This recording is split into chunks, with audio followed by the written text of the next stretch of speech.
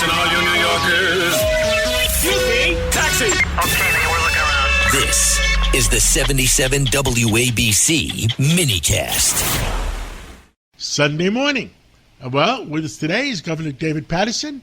Well, you know, every Sunday he's with us and he tells us the way he feels, and he's one common sense friend. And Governor, the other day, on Thursday, me and you, we had lunch with the mayor of the city of New York during the Police Athletic League, and you spoke right after the mayor. And give us your pulse of the situation.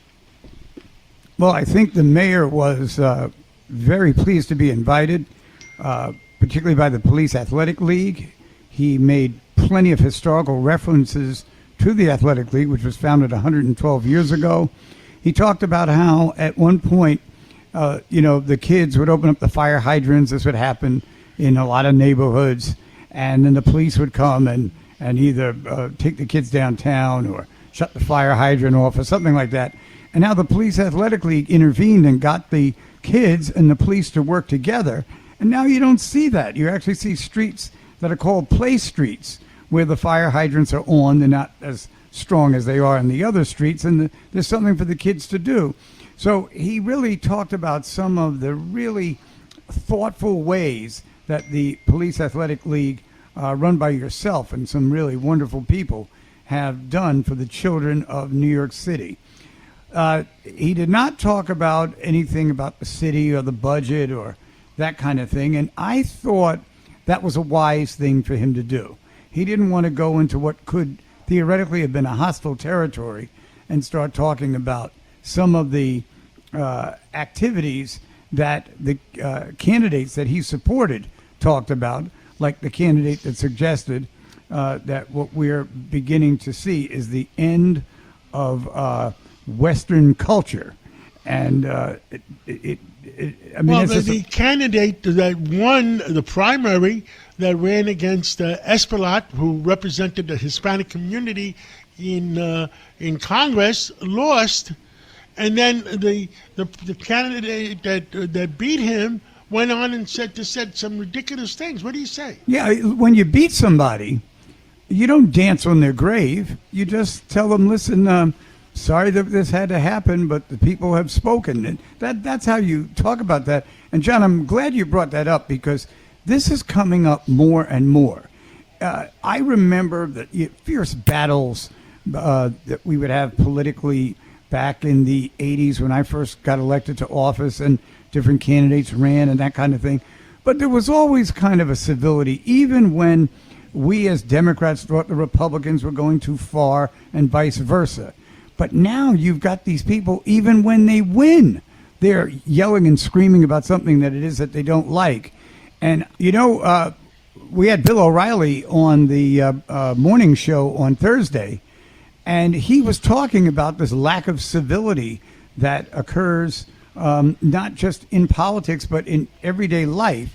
And he's basically blaming it on the way we're raising children, that we need to raise children to respect their elders, to respect the teachers, to respect people they work with. And now we have situations where maybe the children aren't getting that right education.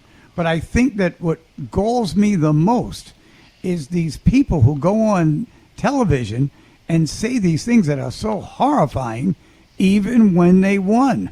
And I will say this, the amount that the candidate who beat Espaillat got was 32,000 votes. She had 32,000 votes.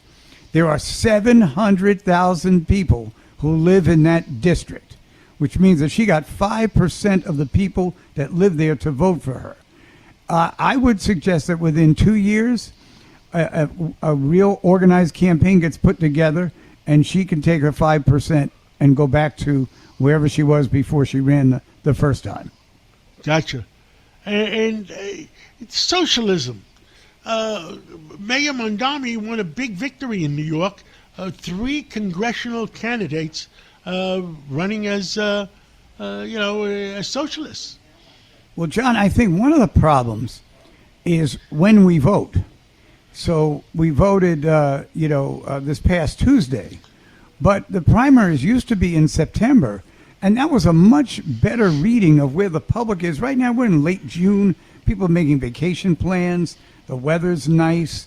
They don't want to go out and leaflet for their candidates and that kind of thing. If this election had been held in September, it might have had a different outcome. But leaving the outcome as it is, it's definitely a message. And in the Democratic Party, we better get that message and turn it around before we become extinct. Understood. And anything else you want to tell? Talk to people on this Sunday morning.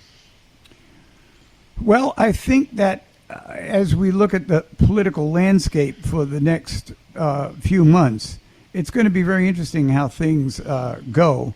The president wants to substitute the housing bill for his bill that requires citizenship to be a voter in the country.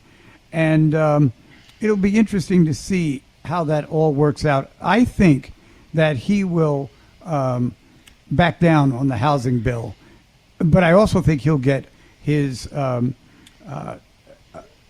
proof of citizenship for anyone who's voting in an election. Understood.